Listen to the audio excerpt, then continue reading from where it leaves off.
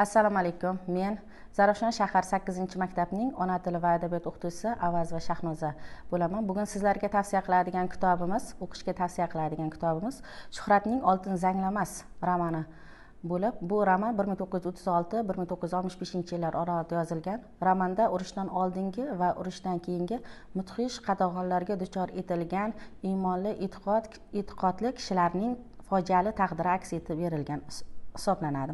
Bu romanda bosh qahramonimiz Sodiqjon iymonli, e'tiqodli, oddiy o'qituvchi bo'lib, o'zining maktabidan oddiy o'qituvchilik lavozimidan to maktab direktori lavozimigacha ko'tarilgan holati va uning atrofida har xil laganbardor insonlarni, har xil insonlar atrofida yurganligini ko'rishimiz mumkin.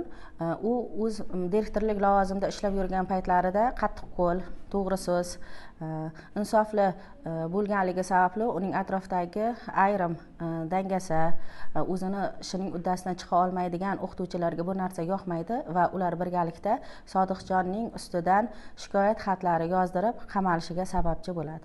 Bu asarning oltin zanglamas deb nomlanganligi sababli insonning qadr-qiymati qanchalik oyoq osti bo'lmasin, toptalmasin, baribir u o'zini tiklab olishi, o'zini to'g'ri yo'lga qo'yib olishi haqida yozilgan romanlardan biri hisoblanadi. Ushbu romanni sizlarga o'qishni tavsiya qilib qolaman.